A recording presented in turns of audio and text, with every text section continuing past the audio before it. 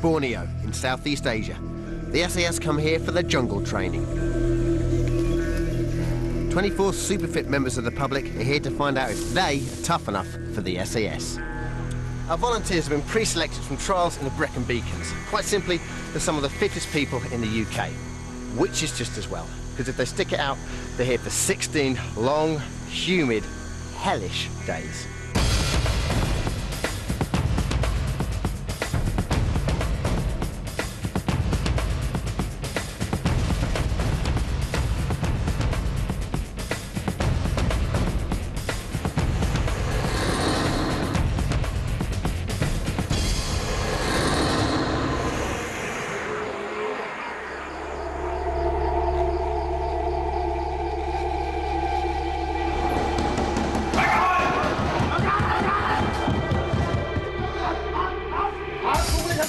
The local Malaysian army end the last comfortable night for our jet-lagged volunteers.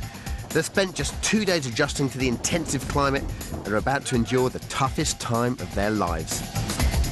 They have no idea what's ahead.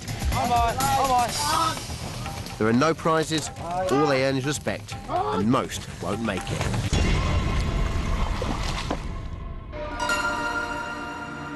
"30,000 square miles of jungle in the South China Sea.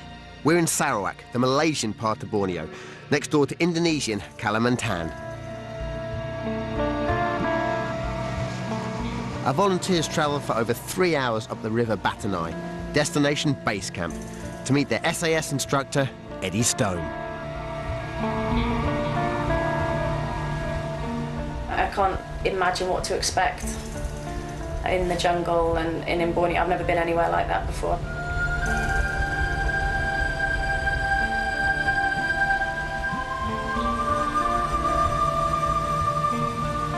I personally think I'm mentally tough and physically tough, but I need an opportunity to prove it to myself.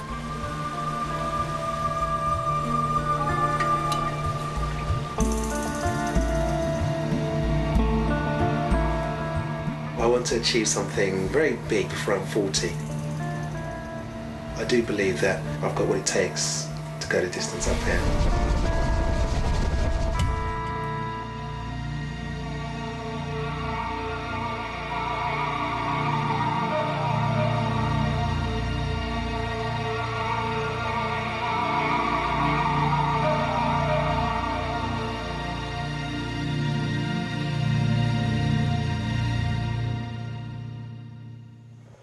Quickly, you three, get out of the boat! No! Quickly, on me!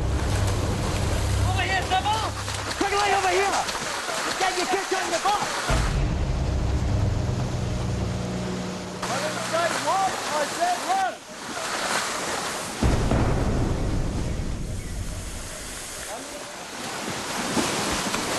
Quickly, over here! No, get out of the boat! Fire!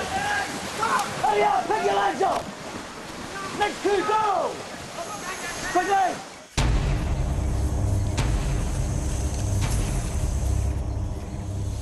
This is the Malaysian rainforest, which is the first place the SAS saw action after World War II.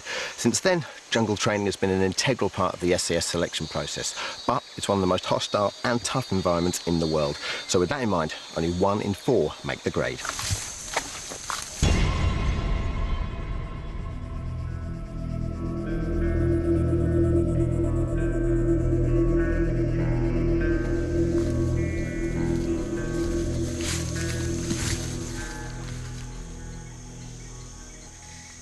Welcome to paradise, or to hell for most of you. My name's Eddie Stone, but you will call me Staff. These men to my left are your patrol directing staff, otherwise known as the DS. We are all ex-SAS members and have had many years' experience in this environment. You're here because you think you're tough enough for the SAS. Well, that's what I'm about to find out. Rob Priestley. Yes, Staff. So you believe you're going to enjoy the hardship? Yes, Staff. I'll ask you again in a couple of days. April Joy. Yes, Staff. 2 things to say to you. You ain't April, and you're not going to enjoy this. Michael Wisner. Yes, Staff. What are you laughing at? Nothing stuff. We'll see if you're laughing in a few minutes. He seems to be quite an interesting character, to say the least. So I look forward to the challenges that he gives me, and I hope that I give him a bit of a challenge as well, actually. Jill Watson. Yes, Staff. If I was sent home early, I'd be mega fed up. If it was quite late on and it was a fair enough reason, I'd, just have to go with the flow. I think I potentially could be one of the last here. You've been on the weakest link. I have. If you thought Ann Robertson was bad, you ain't seen nothing yet.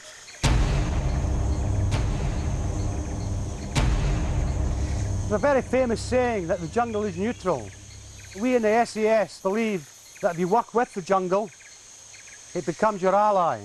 But if you work against the jungle, it will soon become your worst enemy.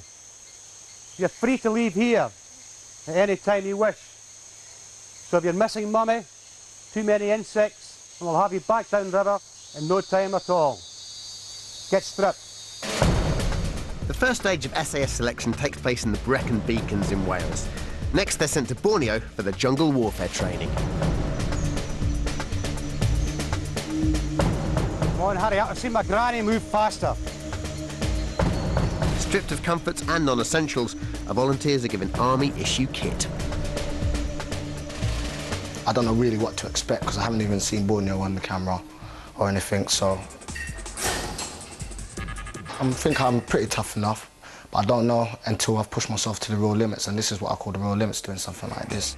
Weaknesses are, if someone's telling me off or give me abuse, then a lot of times my head will go down and I'll think, forget this. Probably going to be sheer pain, sheer hell, and probably me saying I want to go home.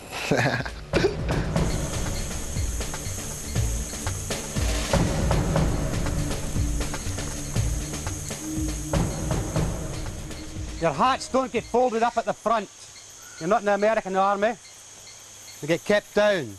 Breaks up the outline of your face, which I don't want to see very often.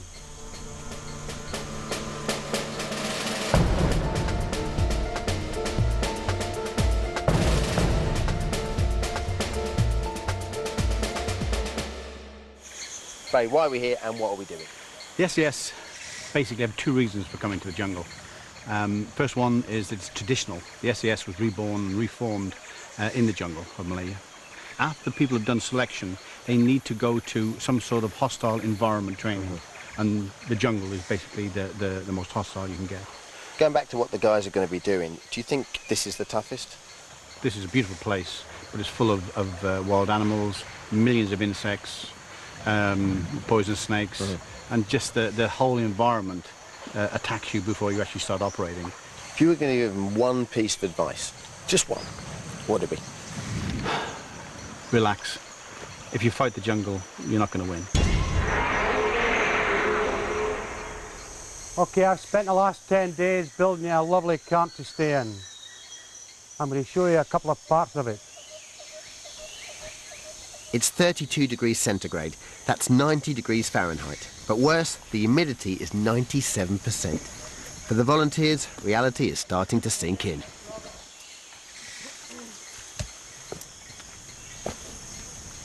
Okay, everybody here. This is the only place in the camp where you will... Anybody caught anywhere else will be dismissed immediately. As I said, when you come here, you'll come in twos. You understand that? Yes. Very simple to use. All you do is take your trousers down, like so. Turn around, bare your arse, squeeze it over the side, and let rip. You keep your machete handy, because after the rashes, you'll have to start chopping it off. Okay, any questions? Not quite your home comforts then. In fact, the base camp is so remote and hazardous that an emergency helicopter and 2 doctors are on 24-hour call.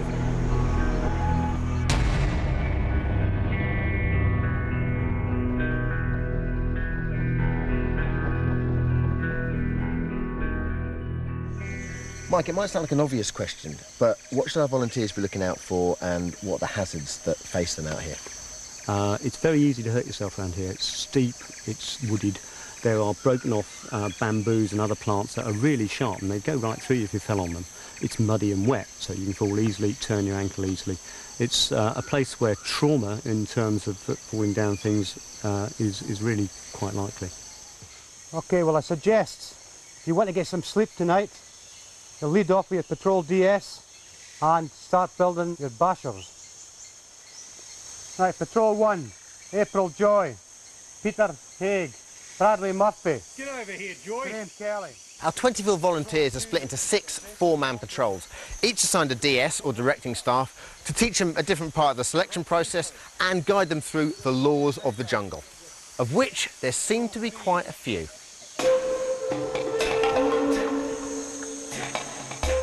Barry, shelter is obviously very important. Tell us a little bit about what they're doing. They're actually making their pole beds at the moment. We've got 2 types of sleeping arrangements in the jungle. The first one is to have a hammock, very much like a sailor. The second one is to make a pole bed. Hammock if you're moving one night, one place, fine. Pole bed if you're staying in one location for a long time. Building a basher is an art, and one the volunteers need to perfect if they don't want to sleep with the local wildlife. The pole beds must be fixed well clear of the ground. Comfortable? Yes. Yes, sir. Check the levels. First impressions, boys. How are you feeling? I mean, have you been out here before? You're Australian, so. No, I haven't done anything like this before. So no, it's great. I love it. Just it's us against nature, really, isn't it? So for me, toughness is not something that you just get. It's something that you maybe accrue over a period of time. But I think mental toughness is the key. I enjoy the challenge. I want something to be tested. I want to test me and see how far I can actually go, how far I can be pushed. You won't ever be able to relax, but I think it's going to be very, very tough. At base camp, the pressure's on. The ex-SAS directing staff watch every move. Remember, these lilos should be nice and tight, yeah? Almost like a drum. This close to the equator, it gets dark at 6:30. Our volunteers have only an hour of light left to finish their bashers, organise their kit and prepare food. You better hurry up, it's going to start down shortly. Before we actually finish the beds, we're going to put the ponchos up because it's threatening rain, so that the beds don't get wet. So you don't need to present to start talking to you when you're actually sort of up against the clock? No, don't it? Good. Right, hold that. I think I'm as tough as it gets. We live about 12 miles from the nearest civilization. I don't run a car, so I cycle so that I can stay in contact with society. I became the first woman to run 90 miles across and back Wales in 30 hours. I did a solo expedition with a sledge weighing about 70 kilos across Arctic Norway. That's tough. We need to dig a hole first. Yeah, that'll ram him without that being a problem. Without twisting it. Yeah, that's good. And here it comes. Rain's coming down. You're in a bit of a rush, I appreciate that. What are you going to eat tonight? I haven't got a clue. Just rehydrated stuff that's in our kit bag, I think. Basic, minimal amount of food just to survive on. And hey, really tasty too, Yeah, I imagine. I bet. Yum, yum. Throw a few bugs in there. Good luck tonight, all right. Cheers. The bashers are going up, but the rain is coming down. Methods of construction seem to vary, but when you can get 10 centimetres of rain in a few hours, it's important to get it right. It was a generation game. I think they'd have failed us a long time ago. At the moment, we're getting there, but we made a real balls up getting it there. There's also the delight of the Malaysian Army rations. Okay, the lobster's ready.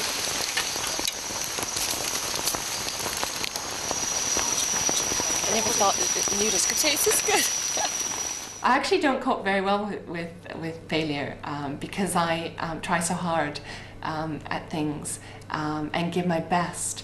And when I fail, realizing my best isn't good enough is such a hard thing to come to terms with. She's very, very tough mentally. I think it'd be a case of she would have to be told to stop rather than she would carry on literally until she can't go anymore, basically. Under the jungle canopy, it's pitch dark, and the next challenge is to organise the kit and keep it dry. SAS soldiers must be ready to move at a moment's notice, day or night. It's all a bit culture shock. You're just trying to grasp as quickly as they give you information, just trying to take it on board. Pretty hard, I think, harder than I expected it to be. I was waiting for it to be tough, but I feel a little bit more sort of prisoner of war than SAS wannabe recruit at the minute, just with the sort of the nature of it. I suppose it's what I should have expected. Shouting it. It's the hardest thing. How much you can take it. You are what you are. Just too sensitive. So it's Peter here, where I'm actually kipping the biggest ants I've ever seen in my life. Oh, look at these. They're starving as well. They're all looking at me going, Oh, I say. Good news.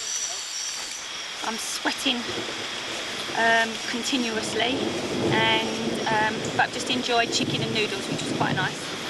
So it's what will tomorrow bring?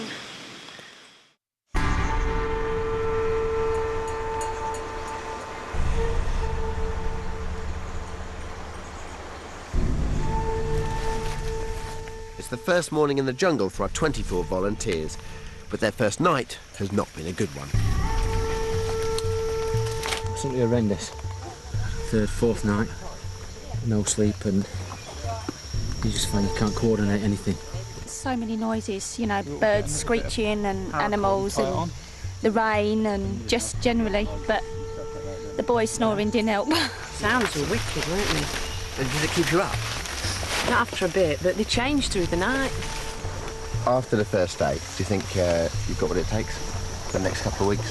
I think yesterday I was a little bit slow picking up, you know, the names of things and what we're supposed to do, you know, because I was a little bit flustered and... You haven't shown that. Shock. Yeah, but yeah, I reckon I'm the weakest thing at the moment. I think I've just poisoned myself, so I've been vomiting. I'm feeling very clammy. I expect the jungle to be extremely unpleasant. It is going to find any weaknesses within anybody, and hopefully I can overcome those weaknesses. I think he's doing this just because it's just the ultimate challenge. He's tried other challenges and he always wants to go one better, and this is one better than he's ever done before, and that's why he wants to do it.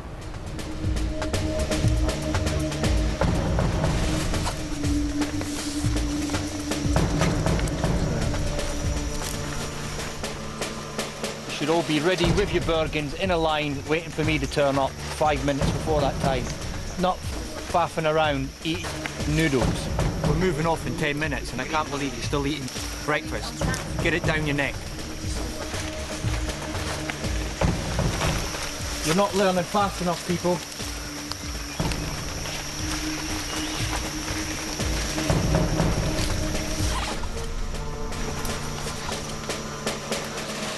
These people are civilians and they haven't had the benefit of 3 years basic military training. Therefore, we have to sort of discipline these people, and the only way to discipline is actually to treat them like recruits and therefore shout at them. Right, listen in. It gets daylight here about 6 o'clock in the morning. You lazy been lying in your bed until God knows when. It's an absolute shambles. Yesterday was a break-in day, and he's had a little bit of a laugh last night. From today, we're serious. Right. Because of your inability to do things, you're going to go for a little bit of PT. Get him away. Quick on, get away, come on! I want to see the last man in the van! Get down the bank now.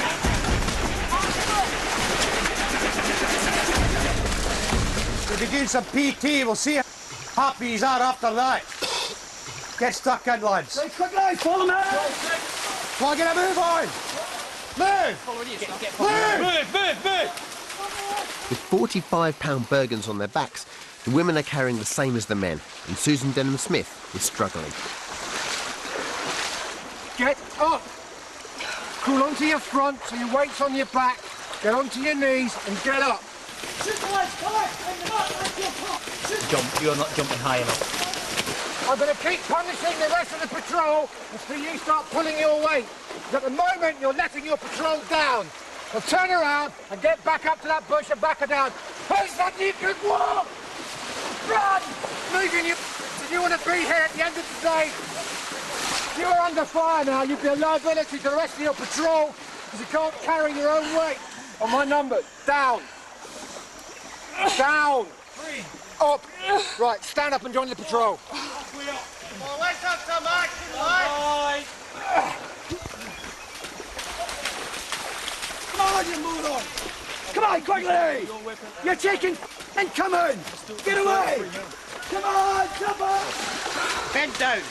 Not like that, you clown. A fireman's lift. Fireman's lift. Bend right down. Put your hand in the small of his back. I have back. Susan's stamina is good enough for an expedition in Arctic Norway, dragging 70 kilos. Right, turn and move. But here, in the jungle, she doesn't have the strength or sheer determination to carry Mo. I can't do it. I can't do it. Keep going, get out of his way. Keep going. What's happening? Right, stand up, everybody.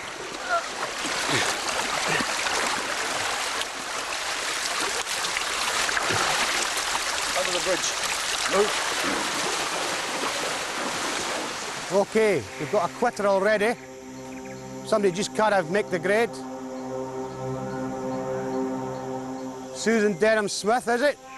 The staff. Get your here. On you go, catch the nearest boat out of here.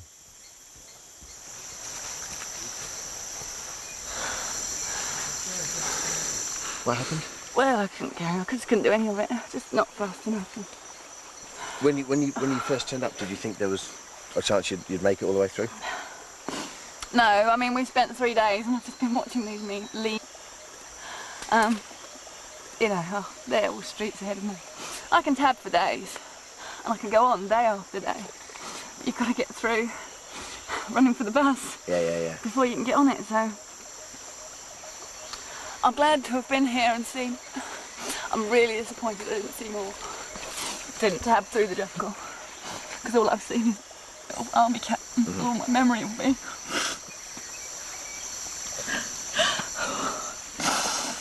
On the positive side, you can take your hat off now. Would you like it? Yes, thank you very much. We're all old enough and ugly enough to know.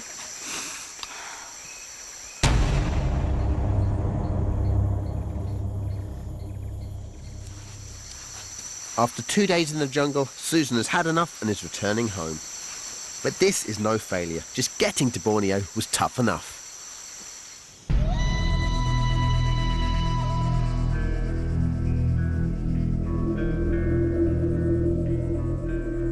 The initial selection was in the Brecon Beacons in the very same place where real SAS training begins. Right, it's the top of Penny Fan.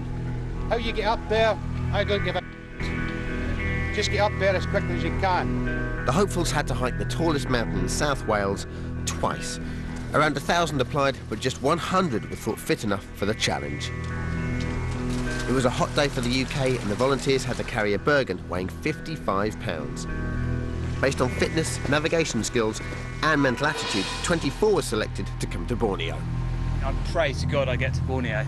But I mean, at the end of the day, I mean, I proved something to myself that I am pretty fit and I just need to get training now for hopefully the big one in Borneo. Yeah, it's a chance in a lifetime, isn't it? I mean, civilians don't get a chance to, you know, do the SAS training.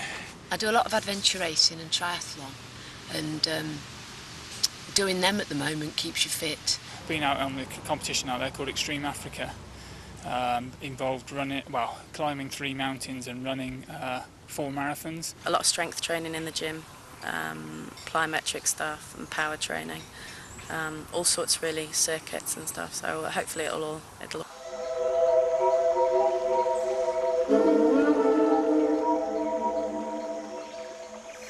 Training to be a soldier involves much more than physical fitness. There's also the serious subject of weapons. This weapon is known as a Colt Commander, or M4. Fires a 5.56 round at approximately 900 metres per second, so you can't outrun it. close in. On the left-hand side is a safety catch, very important. When you get issued these weapons, you'll be issued it with the magazine on. If I see anybody pointing the weapon at anybody in jest, you'll be on the boat back down the road. You never point a weapon at anyone unless you're going to kill them. The SAS fought here from 1963 to 1966 during the confrontation with Indonesia, and we put patrols up to 20 kilometres inside Indonesia. Okay, you're going to go up with your patrols DS now, and you're going to start learning how to patrol in the jungle environment. Listen to what they're saying, get it sunk into the head, and let's start acting like soldiers. The only way it functions, the only way it succeeds is to operate as a team.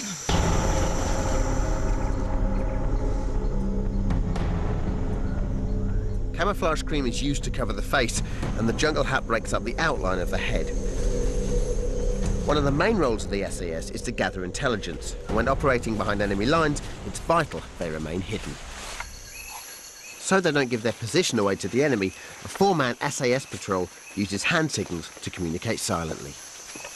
The sign we use for obstacle is cross fingers like this. The actual formation of the patrol is also vital. If you're too close together, one person on automatic fire can take out the whole patrol. Okay, the spacing needs to be about 5 metres. The four-man patrol is the basic block of the SAS. It's how they operate.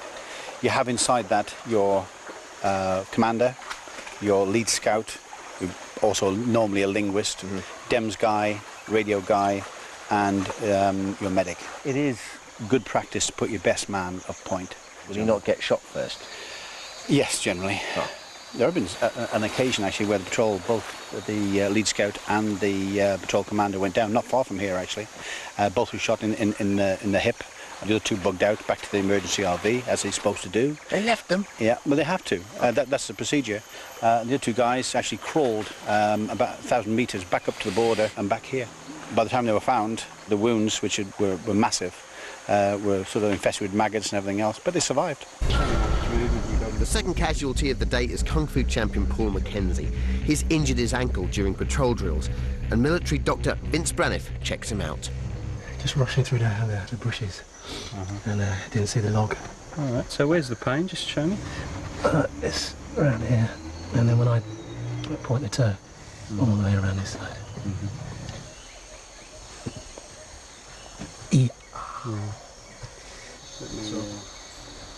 I tend to agree with you. I don't think your ankle's up to it. So it's a risk to yourself and the rest of your patrol if you go down miles from the river, because they might have to carry you back. Sure, it's taught you a bit more about yourself. Well, I've got a hell of a lot of respect for the SAS. Hell of a lot.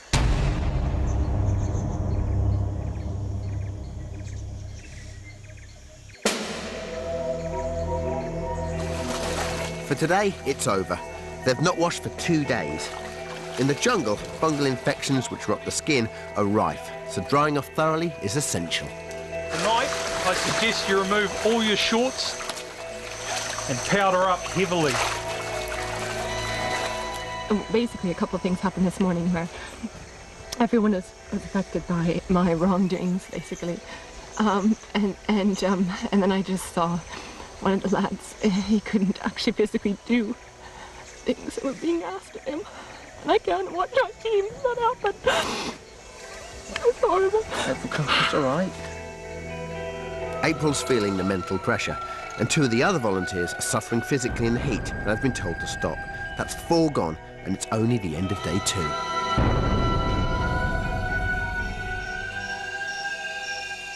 This is Sam Putney at the end of day 2. Well, what can I say? It's been a pretty tough morning, it was indeed. Yeah, I think people who are watching this just perhaps won't realise what it's like. You just got nothing, everything's stripped away from you.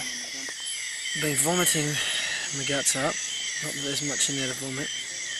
Basically, came over, talked to me, like, whispered in my ear, told me to look him in the eye, and said to me I had an attitude problem, and if I don't change my attitude, I'm going to be off the show. Yeah, I got a bit beasted today for something that had nothing to do with me. It was about a pencil.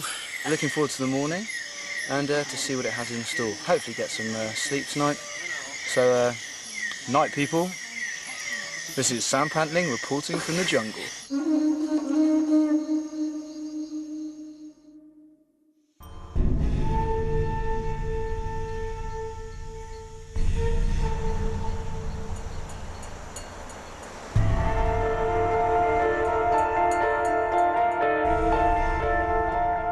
This is the third day for our volunteers in the Borneo jungle.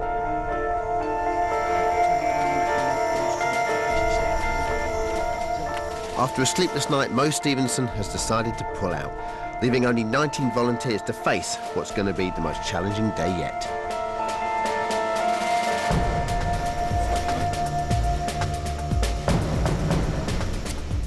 For today's exercise, the dreaded NAVEX, our volunteers are carrying 55 pounds and are wearing monitors to allow the doctors to keep an eye on their heart rates. Okay, what we're going to do today is a navigational exercise. It's not a race. The objective is to see whether you can map read or not. On jungle operations, the SAS don't use paths or tracks, so they need to be able to find their way using just a map, compass and a pace counter. All 6 patrols will be making their way through 2.5 miles of mountainous jungle, accompanied for safety by one of the ex-SAS directing staff. The volunteers are not told how long the exercise will last, nor how many RV points there are. It will be hot, exhausting and dangerous. As they're about to set off, David Devine needs to see the doctor. Vomiting yesterday morning, vomiting again. Everything I've eaten this morning's just come back up again. You're going to have to stop, aren't you? And you can't start trekking over through the jungle. I mean, you just can't do it. It's another little top tip. The SAS is made up of 70% Scottish people. That's a fact. Because we're hard. Our volunteers will have to navigate from base camp to 3 different rendezvous points. Only one problem. There aren't that many points of reference in the jungle. Only lots and lots of trees. Coupled with the fact that DS won't let them cut across any tracks whatsoever, means they're in for a baptism of fire.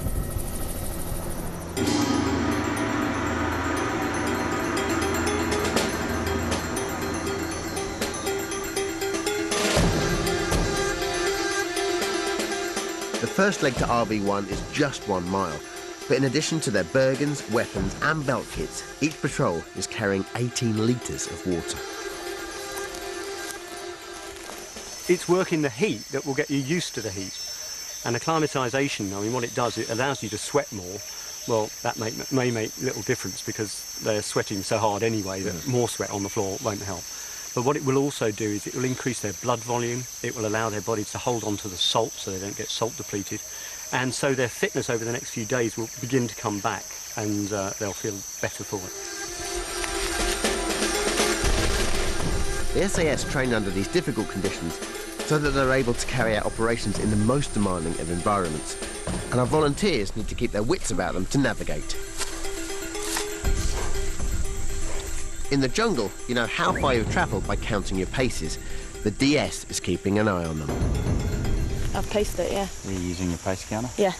What's it got on it there? 400. Yeah. So you've got between 220 and 400 and apparently can't remember. Group average? About later. 260, 270. 300. How far did you want to go? 500. 500. 2 hours after the start, and Patrol 3 is the first to arrive at RV1. How easy is it? Shocks the system stuff. Yeah. How are you? Right. Yeah, strong as an ox. We travelled sort of like 2k in 2 hours, and it's been pretty tough going. So, I mean, it's the heat zaps you, you know, the water, possibly the lack of sleep. And especially if you're monging it a bit, so you get a bit tired, you know, you forget to do the pace counting, and you're concentrating on your feet because you don't want to trip because of the heavy load. So it's kind of a real combination of, you know, the load, it's really hot. Knock-on effect. I think the other thing that's helping really is I think we've all got like complete respect for our DS. Yeah. Like big style. I mean, we sort of nicknamed him Mowgli because I reckon he was brought up in the jungle with the monkeys.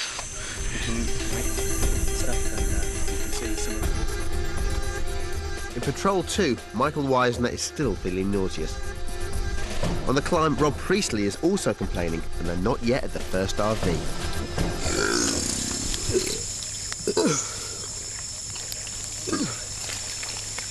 10 and 10.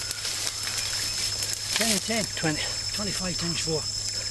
100. Long way. Stand up, get your kit on.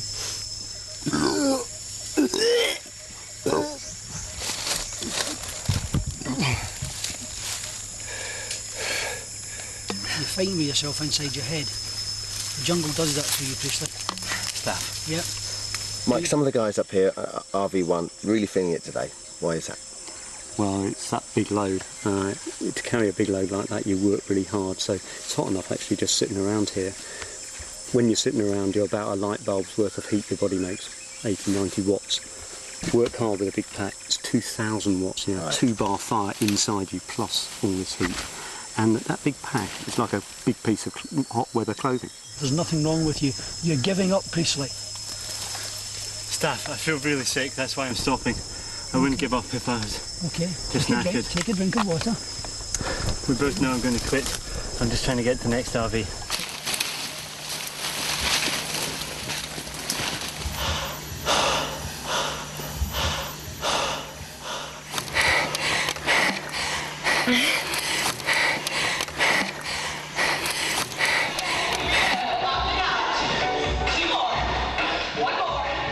I expect to feel as if I'm physically in hell.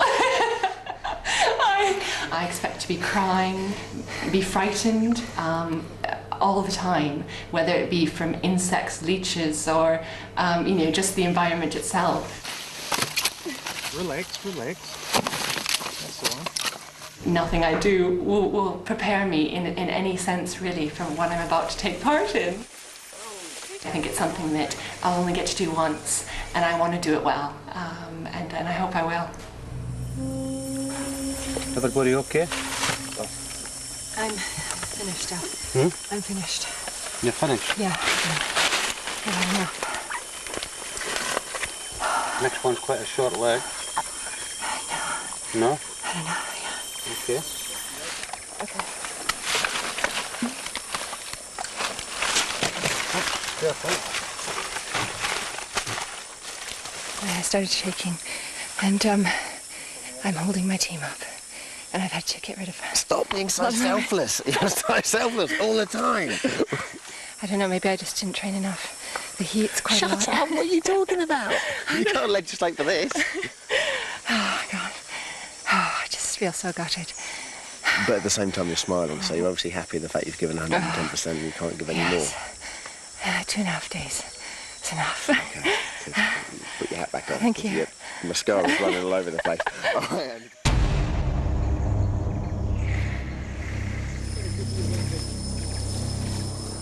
Slowed by their sickness, Michael Wisner and Rob Priestley struggle into RV1.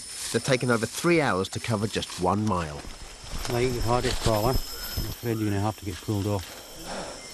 All right? How far to the rendezvous? We've got another few rendezvous yet. You've the whole day ahead of you yet. Okay, how was it? Hard. Toughest thing I've done in my life. Yeah, it's tough. Been wrecked since first 10 minutes, Staff. You've been wrecked? Yes. Come on, Rob. You're wrong. No. Come on, man. No. Come on. Okay. If you want to pull out, you can pull out. I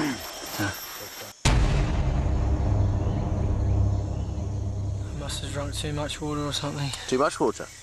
Yeah, something about thinning your blood or something. Okay. So, but I'm strong in the head.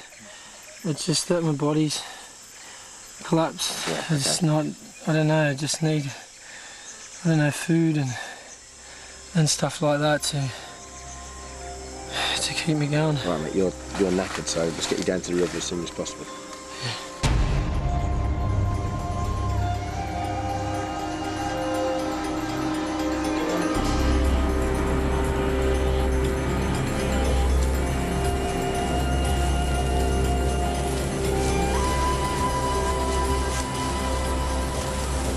We're approaching midday, and after 4 hours of hiking, 3 volunteers have quit. The steep climb in this heat is increasing their heart rates. A healthy heart rate for sustained exercise might be 120, 130, but usually if you're plodding, the body won't sustain more than perhaps 120, 130. They're all doing 150, 160, and then there's a couple, Iona and Mike Weisner, who were showing 190s, 200s. Iona's very high rates are to do with, you know, she's a small person and she's just battling with this big pack, and these very high heart rates are unsustainable. That worrying? Oh, it's not going to do them any harm, but it just shows how much, you know, they're suffering in this heat. The volunteers must keep drinking. Dehydration is a killer. And when you're burning 5,000 calories per day, regular food is essential. Capo? No, what's it called? I want to do that. Buka.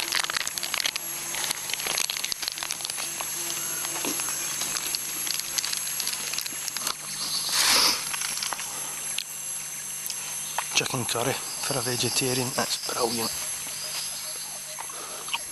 Food is a bit of a concern, so I'm sure I'll be eating something that I possibly shouldn't be eating.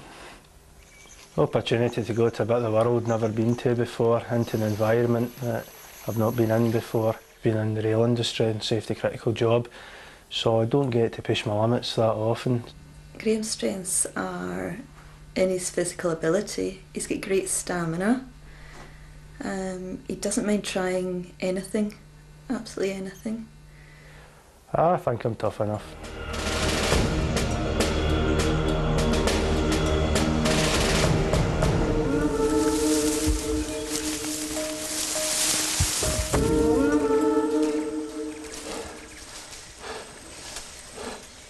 Well, this isn't any fun, is it, really? Not anymore. It's too hot. I'm all burnt out. It's hot. Steamy. It's the jungle. I'd rather run a marathon. 2 marathons. Oh, I tell you. There and back. I think we're both fit. But the heat, it's the humidity. 2 days and, I mean...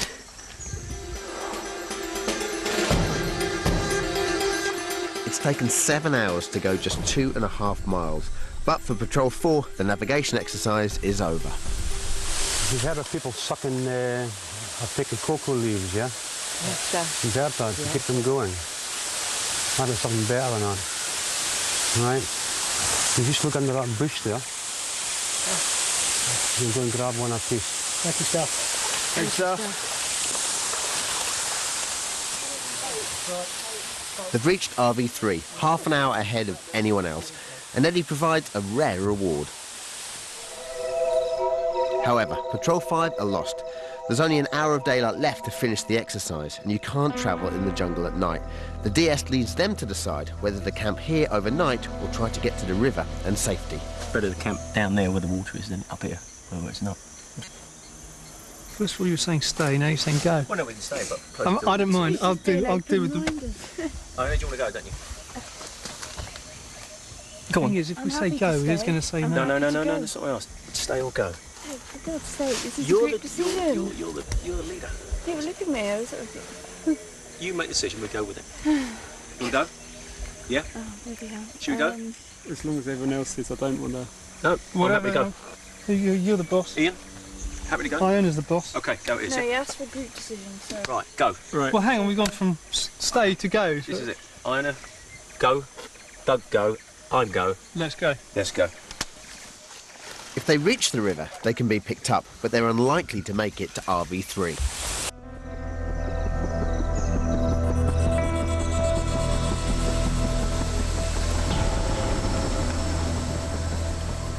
After 8 hours of the navigation exercise, Graham Kelly is in a bad way with heat stroke.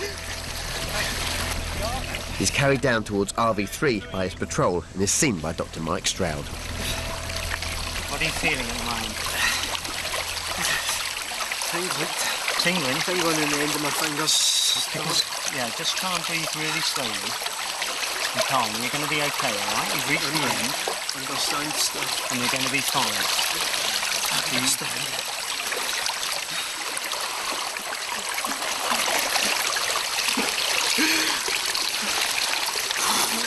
you feeling hot or cold? I'm feeling just normal, though. Just normal. Good.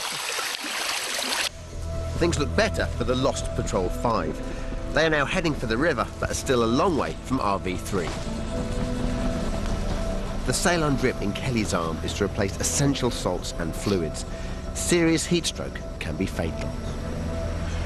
DS took my pack off me and I felt faint a couple of times coming down, but still reasonable. DS instructed my teammates to get me in the river. How are you feeling now? Just wrecked, man. Absolutely wrecked. Just take a couple of moments, don't worry. Will he be all right after this? I mean, nothing to carry on, or...? I think he's got too sick, to be honest. I know he's disappointed about that, but I think he's got sick enough now. I know you're disappointed about that, but, you know, you didn't jack it. That's the point. You stuck with it. It's most important, eh? You stuck with it.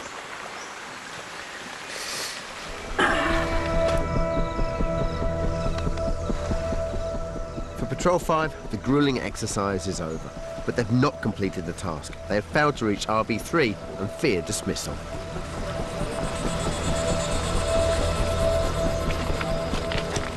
The doctor has decided to call the helicopter to evacuate Kelly.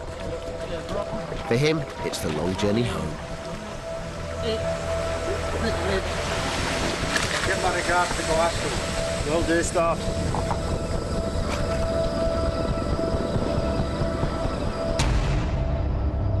For those who have survived to this point, it's a fantastic achievement, and the Lost Patrol 5 are allowed to stay on the course. For all our volunteers, it's been a tough day.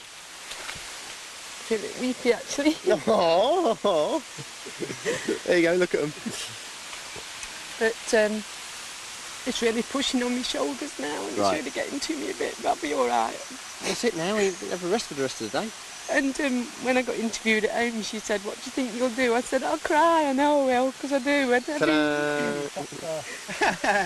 Well done, guys. Well done, you lot. All of you.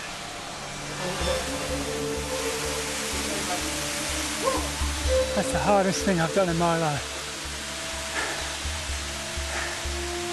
I hope I sleep well tonight. I'm so proud of myself for finishing it. There were moments when I thought, what am I doing? This is so hard. Proud of everyone who's made it, because that's the hardest thing they'll ever do in their life, I'm sure. Beats all these Salomon races, etc. You know, nothing will compare with this.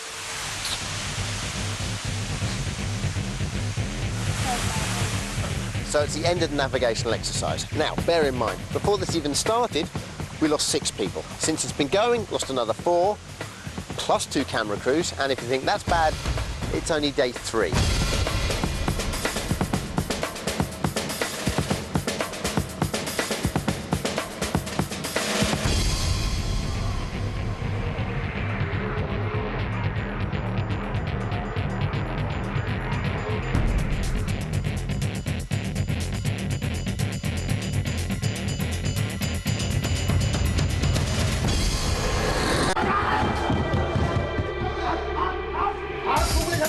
The local Malaysian army end the last comfortable night for our jet-lagged volunteers. They've spent just 2 days adjusting to the intensive climate and are about to endure the toughest time of their lives. They have no idea what's ahead. There are no prizes, all they earn is respect, and most won't make it.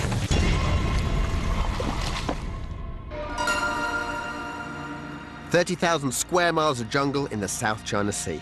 We're in Sarawak, the Malaysian part of Borneo, next door to Indonesian Kalimantan.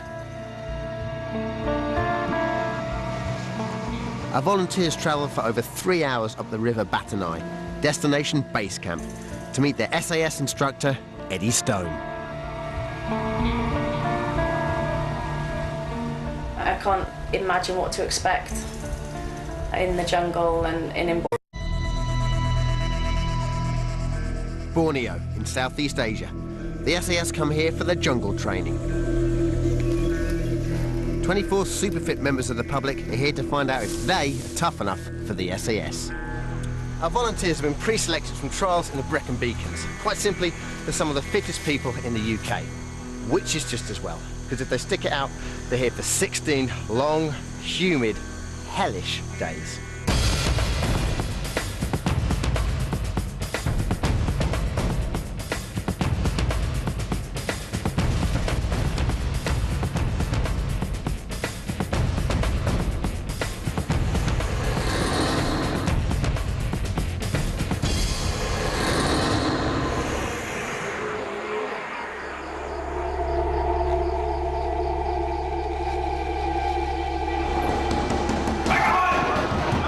I've never been anywhere like that before.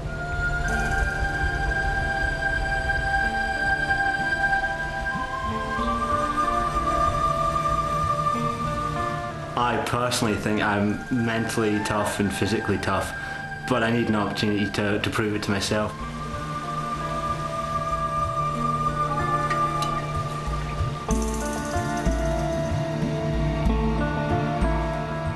I want to achieve something very big before I'm 40. I do believe that I've got what it takes to go the distance up here.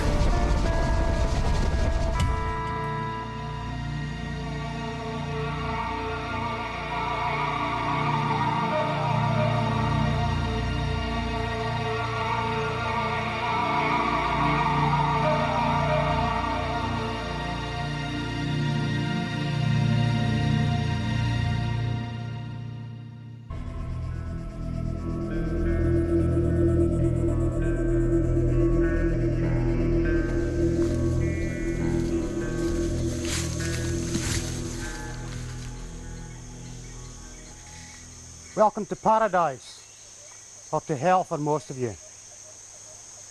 My name's Eddie Stone, but you will call me Staff. These men to my left are your patrol directing staff, otherwise known as the DS. We are all ex-SAS members and have had many years' experience in this environment. You're here because you think you're tough enough for the SAS. Well, that's what I'm about to find out. Rob Priestley. Yes, Staff. So you believe you're going to enjoy the hardship? Yes, Staff. I'll ask you again in a couple of days. April Joy. Quickly, you three, get out of the boat! No! Quickly, on me! Over here, Sybil! Quickly, over here! Get your kids out of the boat!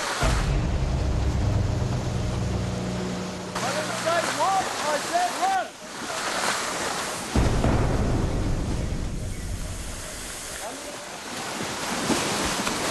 Quickly, over here! No, get out of the boat! Fire! Hurry up, pick your legs up!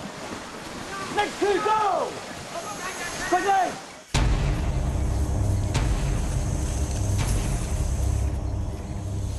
This is the Malaysian rainforest, which is the first place the SAS saw action after World War II. Since then, jungle training has been an integral part of the SAS selection process, but it's one of the most hostile and tough environments in the world. So with that in mind, only 1 in 4 make the grade.